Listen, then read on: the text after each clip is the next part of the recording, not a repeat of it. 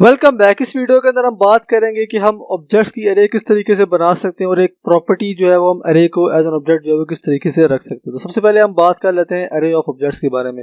So guys, जो अरे है उसके इंडेक्सेस के ऊपर जो है वो हम ऑब्जेक्ट्स को भी जो है वो स्टोर करवा, जिस तरह हमने पहले देखा था तो हमने एक सिंगल वैल्यू जो है वो स्टोर करवाई थी अरे के ऊपर।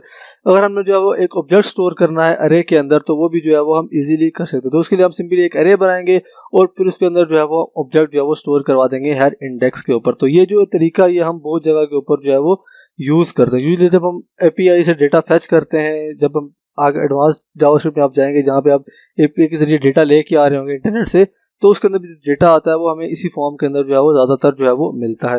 तो इसको जो है वो हम प्रैक्टिकली करके जो है वो देखते हैं।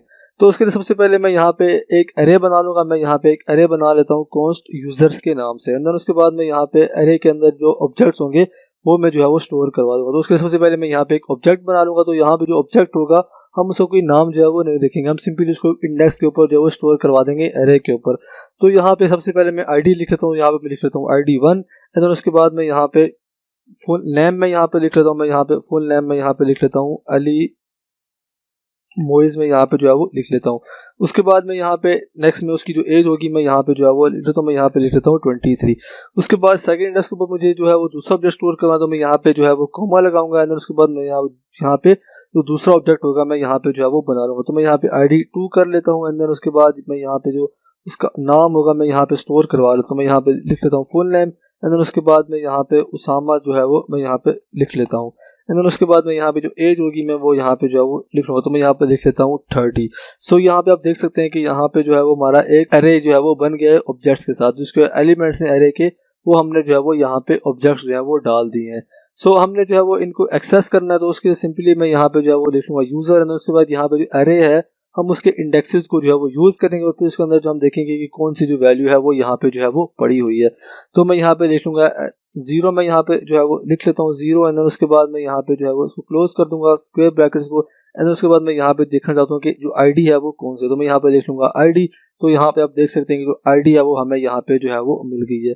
इसी तरह मैं दोबारा से अगर मैं इस तरीके से जो है वो करूँगा दोबारा से 0, मैं यहाँ पे जब मैं 1 देखना चाहता हूँ कि फर्स्ट इंडेक्स के ऊपर जो है वो कौन सा यूज़र है, तो मैं यहाँ पे लिख लूँगा फर्स्ट। एंड उसके बाद मैं उसका नाम देखना चाहता हूँ, मैं यहाँ पे लिख लूँगा फुल नेम। तो यहाँ पे आप देख सकते हैं कि यहाँ पे जो सामा है वो हमें यहाँ पे जो है वो रिटर्न हो गया। सो इस तरीके से जो है वो हम अरे के अंदर जो ऑब्जेक्ट्स है उनको भी जो है वो डाल सकते हैं। तो उसके लिए हम यहाँ पे उनको एक्सेस करना है, तो उसके लिए हम यहाँ पे जो स्क्वायर ब्रैकेट का जो सिंटैक्स है वो हम यहाँ पे यूज़ करेंगे। जो स्क्वायर ब्रैकेट्स है वहाँ पे जो है हम इंडेक्स पास करेंगे और उसके बाद जो भी प्रॉपर्टी हमने एक्सेस करनी है तो वो हम डॉट ऑपरेटर के जरिए जो है वो एक्सेस कर लेंगे। इसके बाद हम देखते हैं कि जो हमारी प्रॉपर्टी है वो भी एक अरे जो है वो हो सकती है। तो फॉर एग्जांपल यहाँ पे आप देख सकते हैं कि यहाँ पे एक यूज़र है, उसकी यहाँ पे फेवरेट कलर है। तो यहाँ पे जो फेवरेट कलर्स की जो है वो हम एक अरे बना सकते हैं और इसके अंदर जो डेटा है वो हम यहाँ पे जो है वो स्टोर करवा सकते हैं। तो उसके लिए दोबारा से मैं यहाँ पे यूज़र में यहाँ पे आ जाऊँगा। देन यहाँ पे मैं लिख लेता हूँ कलर्स। एंड देन उसके बाद मैं यहाँ पे इसके अंदर जो है वो मैं एक अरे जो है वो स्टोर करवा देता हूँ कलर्स की। तो मैं यहाँ पे लिख लूँगा येलो। एंड देन उसके बाद यहाँ पे हमारे पास आ गया येलो। एंड देन उसके बाद मैं यहाँ पे जो है वो लिख लेता हूँ रेड। तो भी मैं इसके अंदर सिर्फ 2 ही एलिमेंट जो है मैंने यहाँ पे जो है वो डाल दिए हैं।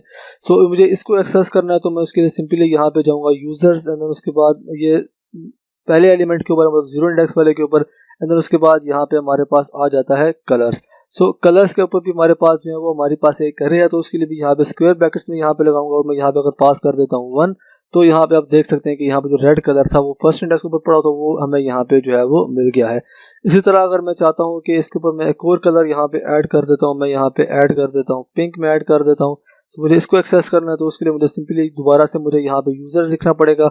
उसके बाद स्क्वायर ब्रैकेट्स अंदर यहाँ पे जो इंडेक्स है जो हमारा पहला ऑब्जेक्ट है हमें उसके अंदर जो कलर्स हैं वो यहाँ पे जो है वो देख रहे हैं। तो मैं यहाँ पे पास कर दूंगा 0। एंड देन उसके बाद इसके अंदर हमारे पास जो है वो कलर की प्रॉपर्टी है, तो हम उसको एक्सेस कर लेंगे डॉट कलर्स के जरिए। एंड देन उसके बाद हमारे पास यहाँ पे जो कलर हमने एक्सेस करना है वो थर्ड इंडेक्स के ऊपर जो कलर है वो मुझे यहाँ पे जो है वो एक्सेस करना। तो मैं यहाँ पे लिखूंगा 3। तो यहाँ पे सॉरी सेकंड इंडेक्स में यहाँ पे लिखूंगा, तो मैं यहाँ पे लिखूंगा 2। तो यहाँ पे आप देख सकते हैं कि यहाँ पे जो पिंक है वो मुझे यहाँ पे जो है वो मिल गया है। सो इस तरीके से जो अगर हमारे जो ऑब्जेक्ट है उसको जो हमारी प्रॉपर्टी है वो एक अरे है, तो उसको जो है वो हम इस तरीके से जो है वो एक्सेस करते हैं। इस तरह जो हमारी अरे है उसके अंदर जो ऑब्जेक्ट्स है वो भी जो है वो हम बना सकते हैं। सो आई होप कि आपको जो कॉन्सेप्ट है समझ आ गया होगा। So see you in the next video.